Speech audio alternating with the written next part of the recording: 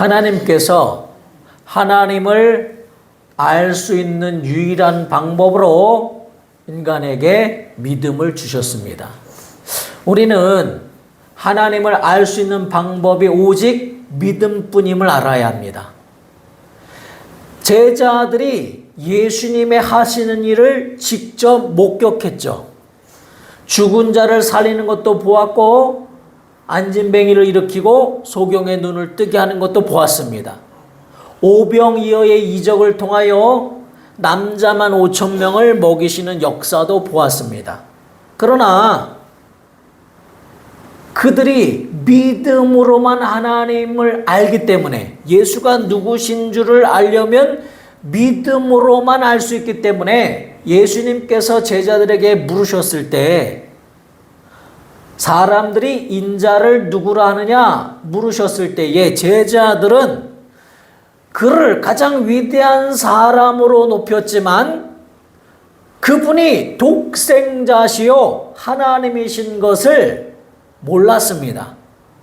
오직 베드로만 성령 충만함을 힘입어 성령이 가르쳐 주심을 따라 예수님은 주님이시요 주는 그리스도시요 살아계신 하나님의 아들이십니다 라고 믿음으로 고백했습니다.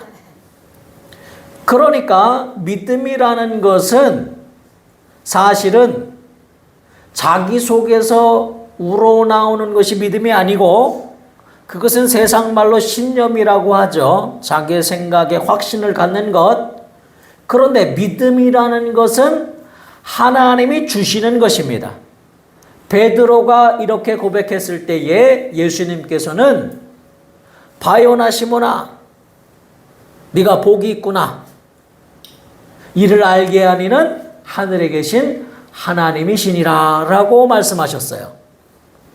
그러니까 그 믿음은 하나님의 믿음을 갖도록 하나님께서 허락하셨다는 거예요. 믿음을 갖고자 하는 자에게 하나님께서 깨닫도록 하나님의 성령으로 믿음을 주셨다는 것입니다.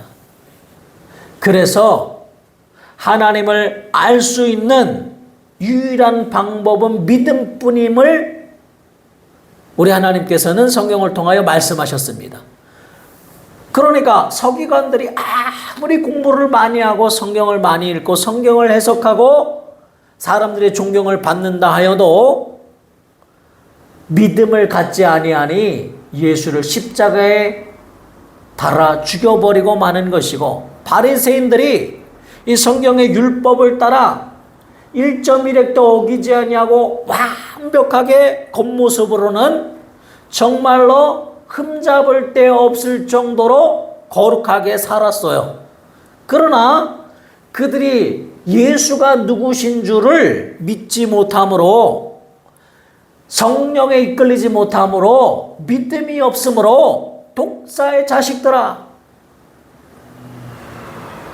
마귀의 자녀들아 라고 하나님의 책망을 받을 수밖에 없다 이 말이죠. 그래서 반드시 믿음으로만 하나님과 사귈 수 있고, 믿음으로만 예수를 하나님이라 고백할 수 있고, 믿음으로만 하나님의 상급을 받는 것입니다. 히브리서 11장 6절에도 하나님께 나아가는 자는 반드시 그가 살아계신 것을 믿고 또 그가 자기를 찾는 자들에게 상 주시는 이심을 믿어야 할지니라. 믿음이 없이는 하나님을 절대로 기쁘시게 할 수가 없다라고 말씀하셨어요. 물론 믿음은 하나님이 주시는 것이지만, 그러나 우리가 하나님과 마음을 하나로 하려고 할 때에 우리 마음이 하나님을 향하고 우리 마음의 의지가 하나님의 믿음을 가지려고 소원할 때 하나님이 주시는 것이죠. 그러니까 아무 의지 없이 그냥 부어주시는 것이 아니죠. 그래서 사람이 믿음을 어떻게 얻느냐? 여기 로마서 8장 17절에는 이렇게 말씀하십니다. 그러므로 믿음은 들음에서 나며 들음은 그리스도의 말씀으로 말미암았느니라 라고 말씀하십니다. 그래서 하나님의 말씀, 그리스도의 말씀을 들을 때에 참으로 그 말씀이 그러한가 라고 믿기로 작정하고 그 말씀을 사모하고 그 말씀을 믿을 수 있도록 도와주옵소서 기도하고 하나님의 말씀을 의지하면 하나님이 믿음을 부어주신다는 거예요. 그래서 믿음을 조금 하나님의 뜻대로 갖게 되면 믿음에서 믿음에 이른다 그랬어요. 믿음을 가진 자에게는 더 있게 하시고 믿음이 들어오면 믿음이 더 커지게 하시고 또 믿고자 하는 자에게 믿음 주시고 사모하는 자에게 생명 주시는 것이죠. 살고자 하는 자를 살려주시는 거예요. 지난주의 말씀처럼 가인이 아울을 죽였어도 살고자 하니 하나님이 다른 사람이 손을 대지 못하도록 구원의 표를 주신 것처럼 정말 믿고자 소원하는 자에게 믿음을 부어주시는 것이죠. 그냥 하나님 알아서 믿음을 좀 주옵소서가 아니라 믿고자 하고 하나님의 말씀을 듣고자 하고 또 그 말씀을 듣고 믿으려 하는 자에게 믿음을 부어주시는 것이고 믿음 있는 자에게 더 큰 믿음을 주시고 믿음으로 믿음에 이르게 하시는 것입니다. 그래서 그런 믿음만을 가질 때에 하나님을 기쁘시게 할 수 있고 믿음이 없이는 절대로 하나님을 기쁘시게 할 수 없다는 것입니다. 그래서 로마서 8장 8절에 육신에 있는 자는 하나님을 기쁘시게 할 수 없느니라. 왜냐하면 육신의 생각은 믿음과 반대되기 때문에 육신으로는 하나님을 믿을 수 없기 때문에 그리고 믿음이 없는 자는 또한 하나님을 기쁘시게 할 수 없다고 로마서 8장 8절에 말씀하셨습니다. 두 가지를 말씀하셨죠. 육신에 있는 자 또 믿음이 없는 자는 하나님을 기쁘시게 할 수 없다는 거예요. 하나님을 기쁘시게 할 수 없다는 것은 결국 자신의 영혼도 기쁨이 없다는 것이죠.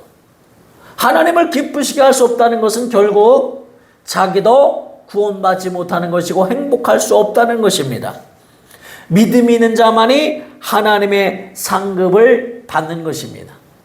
믿음 있는 자만이 하나님을 기쁘시게 하고 내 영혼도 구원받고 그리고 나도 하나님 안에서 행복을 누릴 수 있는 권리를 갖게 되는 것이죠. 그런데 이 믿음을 구약에서는 믿음이란 말을 쓰지 않고 순종이란 단어로 썼어요. 순종. 히브리어로 쉐마라고 하는데 순종이란 단어를 썼는데 그런데 이 순종은 우리 신약시대에 말하는 믿음 비스티스라고 하는데 그 믿음과는 좀 다릅니다. 왜냐하면 순종이라는 것은 하나님을 두려워함으로 하나님의 말씀을 따르는 것을 순종이라 그래요. 순종하지 아니하면 하나님과의 관계가 끊어져 버리고 말죠. 그러니까 우리가 신앙생활할 때 지금도 보세요. 오늘 주일입니다. 그런데 주일 예배는 드려야 한다 라고 말씀하셨으니 순종하는 마음으로 이 자리에 나왔어요. 잘한 것이죠. 그러나 순종은 두려움 때문에 하는 것이고 하나님의 벌 받을까 봐 하는 것이고 순종은 주인과 백성의 관계에서 이루어지는 관계예요. 순종은 목자와 양의 관계에서 이루어지는 관계예요. 조물주와 피조물의 관계에서 이루어지는 관계예요. 그러니까 구약시대에 순종하는 자들에게 하나님은 함께 동행하셨다 그랬어요. 동행이라는 것은 옆에 있는 거예요. 옆에서 같이 가는 거예요. 손잡고 같이 가는 거예요. 그러나 동행은 손을 잡은 것을 내려놓고 다른 길로 가실 수도 있는 거예요. 에녹이 하나님과 300년을 동행하였더라. 300년을 에녹이 잘 지켜서 하나님이 옆에 계셨어요. 아브라함과도 동행하셨더라. 모세와도 동행하셨더라. 그러나 모세가 범죄하여 하나님의 영광을 드러내지 아니하니 하나님이 그를 버리시죠. 그를 더 이상 사용하지 않으시죠. 솔로몬이 하나님의 지혜로 충만하였지만은 이방 여자들을 아내로 삼고 그 아내와 함께 들어온 우상들에 의하여 믿음이 식어지자 하나님이 그의 말년에 하나님이 함께 계시지 않죠. 동행이라는 것은 떠날 수도 있는 위험을 안고 있는 거예요. 그러니까 믿음 생활에서 물론 순종하는 것이 너무 중요합니다. 순종이 믿음이기 때문이죠. 그렇지만 구약시대의 순종이라는 것은 이처럼 두려움 때문에 하는 주인과 종의 관계에서 이루어지는 관계라는 거예요. 지금 우리가 신앙생활할 때 그래서 마치 구약 때처럼 억지로 교회에 끌려와서 예배 앉아 있다면 순종의 관계, 주인과 종의 관계뿐이 안 되는 거예요. 그런데 신약에 와서는 그 순종을 믿음이라고 말했습니다. 믿음이라고.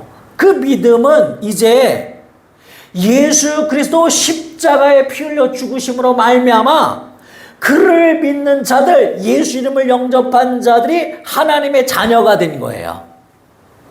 그래서 동행하는 관계가 아니라 내가 너희 안에, 너희가 내 안에, 성령이 너희를 성전 삼고 들어와 영원토록 떠나지 아니하시리라. 동행이 아니고 완전히 하나 된 관계, 함께 가는 거예요. 함께.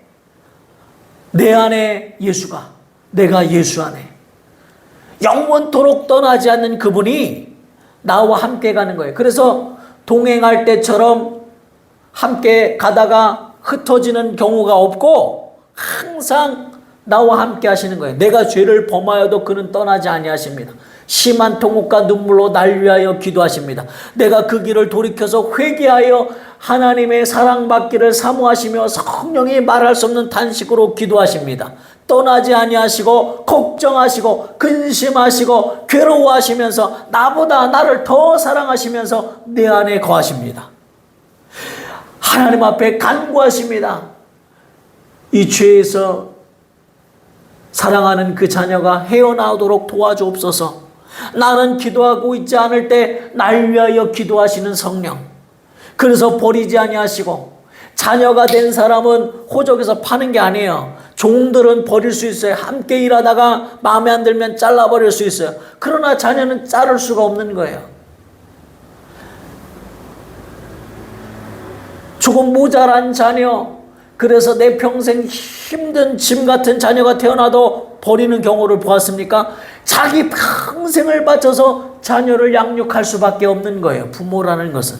그것처럼 이제 신약시대의 믿음이라는 것은 주인과 종의 관계가 아니라 아버지와 아들의 관계에서 이루어지는 하나님과의 릴레이션십, 관계다 이 말이에요.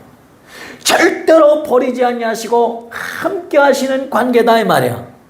그러니까 그 믿음을 가지라 이 말이에요. 그 믿음을 가지면 하나님을 기쁘시게 할 수 있다는 거예요. 그러나 믿음은 당연한 것입니다. 그런데 믿음은 정체된 것이 아니라 우리가 그 믿음을 가졌다면 그 믿음의 수준이 이제 자유하는 수준까지 이르러야 돼요. 구약시대 순종의 수준으로 머물러서는 하나님을 기쁘시게 할 수 없죠. 그냥 억지로 교회 오고 헌금을 내어도 하나님 앞에 드려야 되는 거니까 아유 내가 싫어도 억지로 11조 드리고, 그렇다면 순종은 했지만 자유가 없죠. 순종은 했지만 기쁨이 없죠. 오히려 두려움이 있죠. 하지 아니하면 하나님이 버리실까 하는 두려움이 있죠. 그러나 믿음 안에 있는 자는 두려움이 없는 겁니다. 믿음 안에 있는 자는 자유를 가지고 하나님 앞에 기쁨으로 드리는 거예요. 자유를 가지고 하나님의 버리실까 하는 두려움 없이 하나님 앞에 자유함을 가지고 나아가는 거예요. 그러나 자유함을 누렸다고 해서 상급이 있는 게 아니에요. 그것은 당연히 그 관계에서 이루어지는 관계예요. 내가 예수의 피로 죄사함 받았다고 나에게 상급이 주어지는 게 아니죠. 당연히 예수의 피를 믿음으로 구원받는 거예요. 그리고 죄사함 받는 것이요, 병고침 받는 것이요, 부유함을 얻는 것이고, 그것은 당연히 이루어지는 아버지와 나의 관계 속에서 이루어지는 결과들이에요. 하나님을 기쁘시게 하고 상급을 받으려면 하나님을 정말 사랑해서 전도하고, 하나님을 사랑해서 헌금하고, 하나님을 사랑해서 예배하고, 하나님을 사랑해서 우리가 봉사하는 것, 그것이 하나님께서 주시는 상급이 되는 거예요. 아버지와 자녀의 관계에서 이루어지는 자유함. 다시 말하면 내가 하나님의 자녀라면 하나님의 집에서 내가 편안히 내 방에서 옷을 벗고 있어도 편안하고, 누워 있어도 편안하고, 내가 놀고 있어도 편안하고 자유함이 있죠. 그러나 그것이 상급이 되는 것이 아니고, 하나님이 상급을 주실 땐 정말 하나님을 사랑하여, 아버지 어머니를 사랑하여 어머니의 일을 돕고, 집안일을 돕고, 그가 기뻐하시는 일을 하고, 봉사하고, 또 전도하고, 하나님의 뜻대로 순종할 때에 진정한 사랑의 순종을 말하는 거예요. 그렇게 할 때에 상급이 있는 거예요. 그래서 믿음이라는 것은 믿음의 단계가 있어요. 순종의 단계가 있고, 억지로 교회 오더라도 그 관계를 유지해야 되겠죠.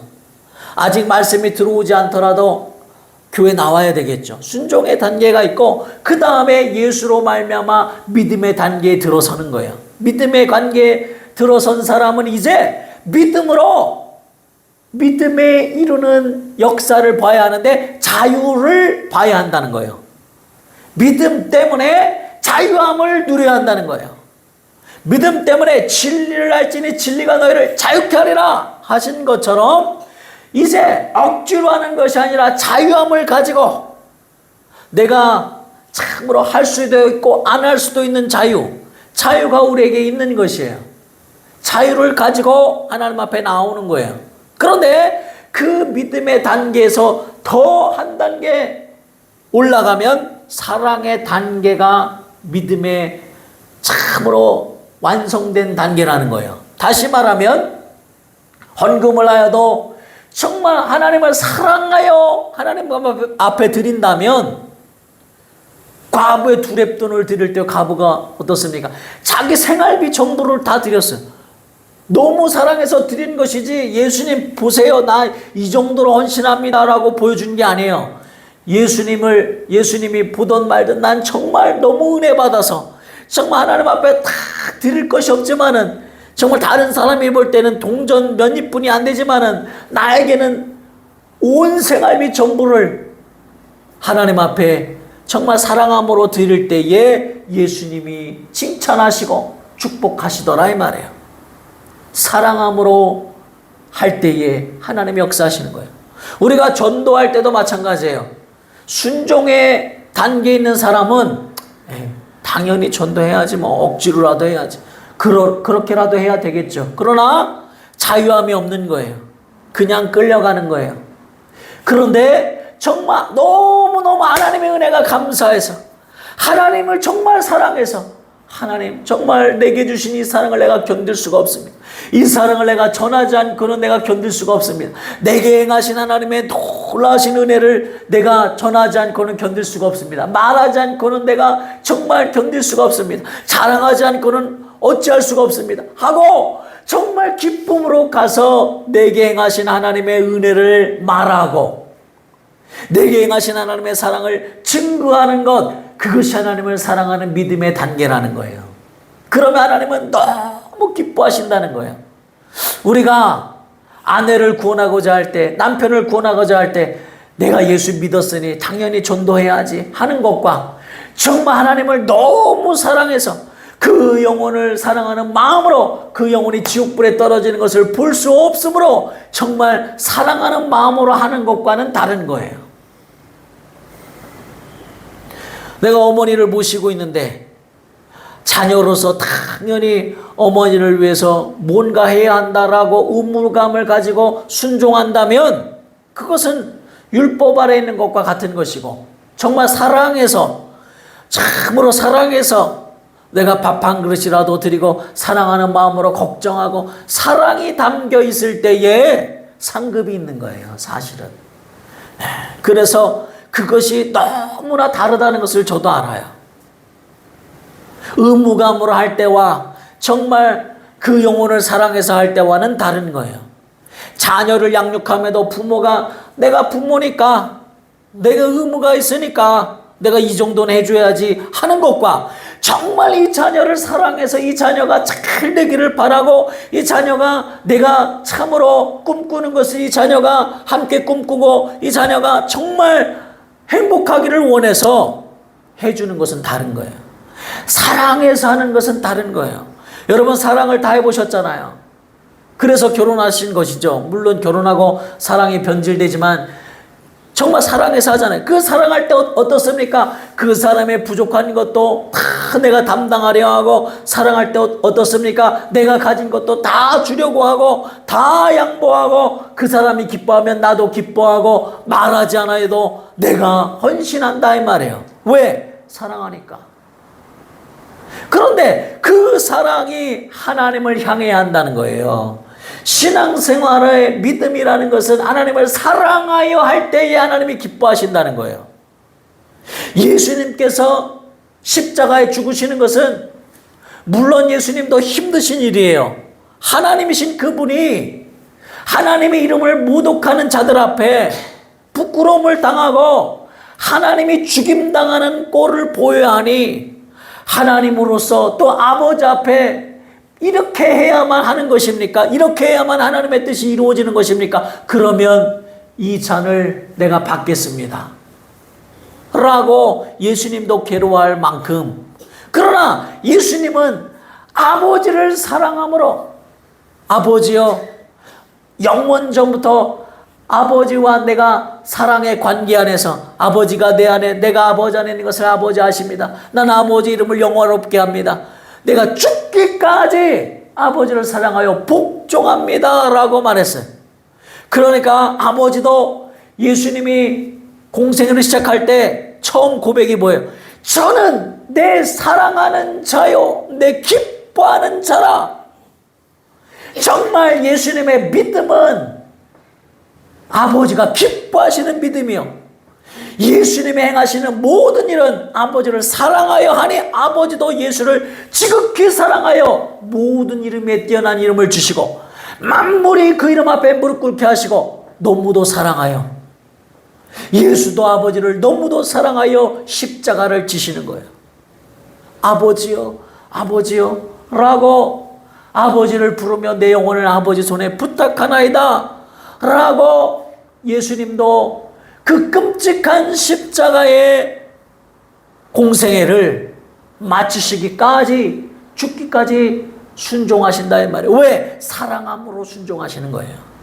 그러니까 하나님을 정말 사랑한다면 순종과 자유가 다 들어있죠. 믿음과 순종과 자유가 다 들어있습니다. 그러나 사랑하여 하나님을 사랑하여 할 때에 하나님이 기뻐하시는 거예요.